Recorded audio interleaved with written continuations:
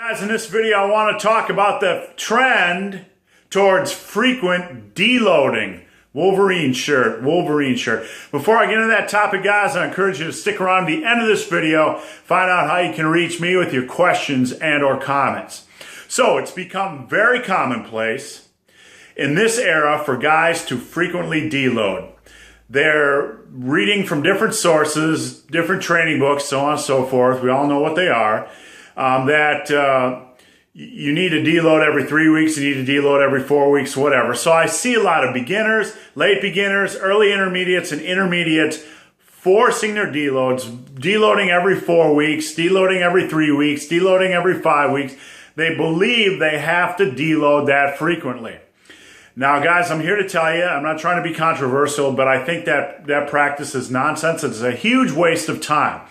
As a lifter, you need to tune in to what your body is telling you.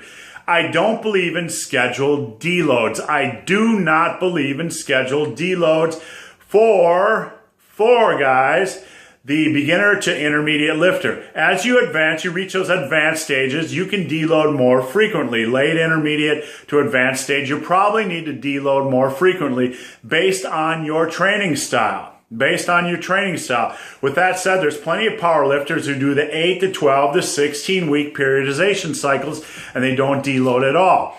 So deload is a highly specific thing.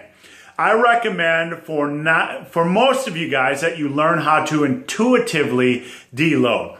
You train and train and train and train, and then when you feel like you need a break, you take a break. That break doesn't have to be an entire week, guys. It can be a couple days off. I train very intuitively as an advanced lifter.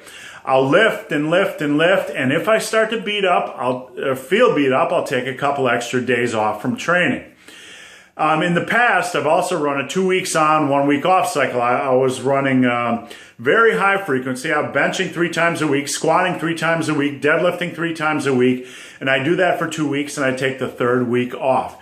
My deloads, whether it's flexible deloading, where I'm adding a day or 2 of extra rest, or it's planned overreaching like I was doing with the 2 weeks on, 1 week off training, my deloads were structured based on the programming and based on my body feedback, okay? They were developed because of my body feedback. I'm listening to my body, and I developed those deload schemes based on that type of programming.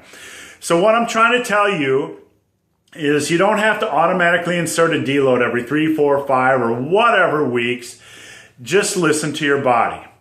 Most of you just need to go into the gym, train hard, train hard, train hard. If you're feeling beat up, add in an extra day of rest. If you're feeling beat up, add in a couple extra days of rest. If after a couple days you're still feeling like you need more rest, continue to rest. If you're feeling beat up or overtrained beyond the first couple days of rest, add in a couple more days of rest and eat a little bit more and sleep a little bit more and see how you feel. It's okay to learn your body. In fact, learning your body is a critical part of advancing into those late, intermediate, and advanced stages of lifting.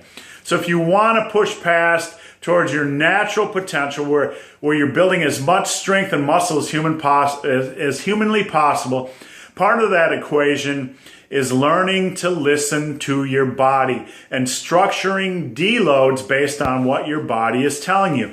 So don't plan a deload every 4th week. Don't plan a deload every 4th week. Don't just randomly plan like 4 months down the road, I'm going to take a week off. Why? If you're training good, there's no point in taking a week off if things are rocking. You don't need to plan a deload for the future. You take a deload when your body tells you need to take it. That's not to say, kids, that if you're running an advanced program like Smoloff, you shouldn't follow the deload protocols. There are rules, and rules are meant to be broken. So if you're running a specialization program like Smoloff or a deadlift specialization or bench specialization program that has deloads in there, it's probably a good thing. But if you're just training and mucking it out like 95% of us are as beginners to intermediates, intermediate lifters, don't schedule a deload down in the future. Forget that nonsense. I don't care what anybody says. It's a waste of a week. Deload, deload, deload when your body tells you you need a deload. Okay? So guys, I hope this video has been of some help. If you have any questions or comments, there's a link below to a forum Q&A. Come on over, ask me any questions you want on strength training, muscle building, diet, nutrition, supplementation, or motivation. So guys, as always, thanks for watching. Have a great day.